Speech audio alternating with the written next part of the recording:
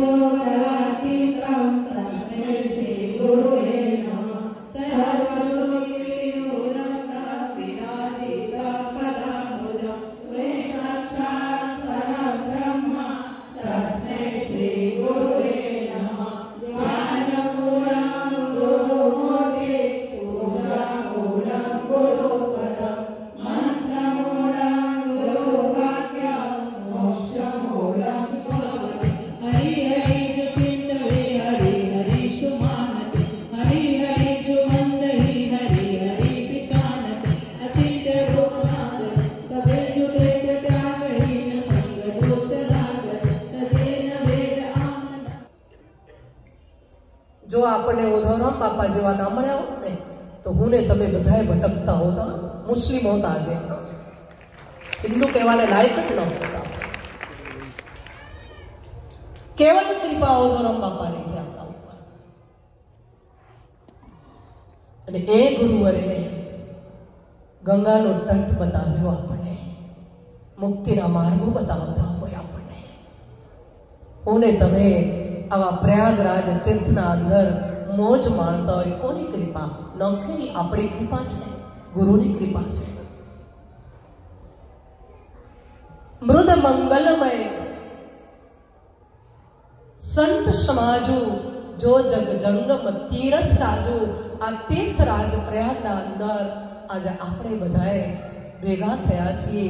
અમીય મુરીમય ચૂરન ચારો સવન સકલ ભવ રૂચ પરિવારો, આ બધાએ રોગોને મટાડવા માટે આપણે બધાએ અહીંયા એકત્રિત થયા છીએ। સર્વપ્રથમ તો હું સર્વ બધા હરિહર સંપ્રદાય કે ભાવથી આપણું પંજાબ ક્ષેત્ર, હિમાચલ ક્ષેત્ર, આપણું કચ્છથી કન્યાકુમારી, પૂર્વથી પશ્ચિમ, ઉત્તરથી દક્ષિણના ભક્તો અહીં પધારી અને આજે આ કેમ્પની શોભા વધારી છે, તે બદલ હું આપને ખૂબ ખૂબ ધન્યવાદ આપું છું। સાથે જ કારણ વ્યવસ્થાને અમારા મિત્રોએ સ્વામીજીના ચરણોમાં રહી ખૂબ સેવા કરી છે, પણ વ્યવસ્થાને ના જોજો। આ કુંભમાં આપણે ગુરુની કૃપાથી આપણે આ કુંભ પર્વમાં અત્રે આવવા મળ્યું છે ને, આપણને પગરખા ઉતારવા માટેનું આ સ્થાન મળ્યું છે। બાપના ઘરે જઈએ ને, તીર્થરાજ પ્રયાગ છે, એમાં એ ગુરુનું બાપનું ઘર છે। આ વ્યક્તિગત કોઈનું ઘર નથી, વ્યક્તિગત કોઈનું નથી, આ સર્વ સમાન જ છીએ આપણે। સેવક બનીને આવ્યા છીએ. એકબીજાની હેલ્પ કરજો બધા. આપણા બાપના ઘરે આપણે બધા આવ્યા છીએ, મોજ માણવા માટે આવ્યા છીએ. મને બહુ આનંદ પણ થયો છે. આપણે જીજ્ઞાબેન જે કચ્છથી અમારી વડીલ માતાઓની યાત્રા કરાવીને અહીં સુધી લઈને આવ્યા, અને એ જ યાત્રાના સાથે મને વિશેષ આનંદ છે. 28, 29 અને 30માં આપણો ઓઢવરામ રાસ મહારાસ થવાનો છે. એના અંદર પણ આપણા જીજ્ઞાબેનનો બહુ મોટો ગૌ ભક્ત છે. તો ગૌ આ બધી ક્રાંતિકારી મહિલાઓ છે, એમની પાસેથી આપણે પ્રેરણાઓ લેવાની છે. અજ્ઞાનોના આવરણોને દૂર કરી गुरु कौन? विवेक चूड़ामणि ने लिखा है, कौन हो सकता है गुरु? क्षत्रिय અને બ્રહ્મનિષ્ઠ એ આપણો ગુરુ છે, પણ વાસ્તવિક ગુરુ તો એ જ છે જે પ્રભાવિત કરી અને વાડાઓમાં જ્યાં ત્યાં ભટકાવે. એ પ્રભાવિત ગુરુઓના પાછળ પડતા નહીં.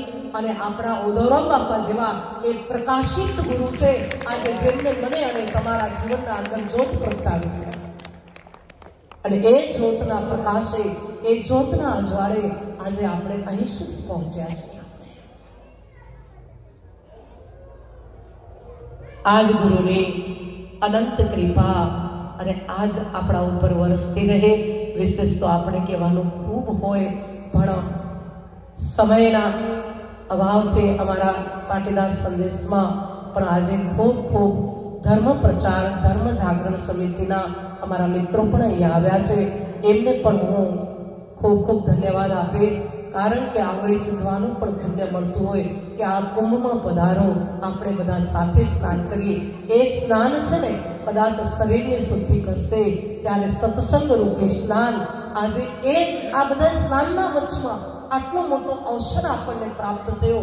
એના વચમાં આપણે સત્સંગની ડૂબકીઓ મારી અને આપણા અંતઃકરણની શુદ્ધિ કરીશું. આટલું આપણે આ જ વસ્તુથી આપણે હજુ તો કહેવાનું ખૂબ છે, પણ છતાં પણ આપણે આપણી પરંપરા, ઓઢવરામ બાપાની આપણી પરંપરા છે કે આપણે એક મહારાજ કંઈક આપણે જીજ્ઞાબેન કંઈક કરવાના છે. શું કરવાના છે જીજ્ઞાબેન? આરતી કરવાના છે, મહાઆરતી કરવાના છે. ઓઢવરામ બાપાની મહાઆરતી કરીશું, બહુ આનંદ લઈશું અને ખૂબ આપણે એ બાકી તો આપણે છીએ હજી 45 દિવસ આજથી ચાલુ થશે. હું અહીંયા 12 તારીખ સુધી છું, આજની નહીં, આવતા મહિનાની. તો ત્યાં સુધી બધાએ આપણે આનંદ લઈશું. અને હજુ પણ બધાની ઈચ્છા છે દીદી એક કથા કરવાની, તો એ પણ થઈ જશે. આપણે ગુરુની કૃપા હશે તો શું નહીં થાય આપણી પાસે. તો કહેવાનું ખૂબ છે, પણ ફરી પુનઃ ગુરુવર્ય ઓઢવરામ બાપા અને વાલરામ મહારાજની અનંત આપણા ઉપર કૃપા બનેલી છે. અને કૃપા કરી અને ક્યાંય સનાતનને છોડી અને ઓઢવરામ બાપા અને ગુરુવર્ય આપણા વાલરામજી અને સનાતન પ્રણાલિકાને છોડી આડાઅવળા ભટકશો નહીં. હિન્દુ છું, હિન્દુ રહીશ આવો ગૌરવ લઈ અને આ સનાતની થઈ અને આ દેશમાં આપણને જીવવાનું છે. આટલું કહી મારી વાણીને વિરામ આપું છું. અને હવે આપણે મહાઆરતી લઈશું, મહારાજ પણ લઈશું. અસ્તુ. જય શ્રી કૃષ્ણ. અને સદગુરુ આજો સાથ અરે દયા ગજાની બાલુડે તે અરે રે અંકે વંદન વાર હજાર.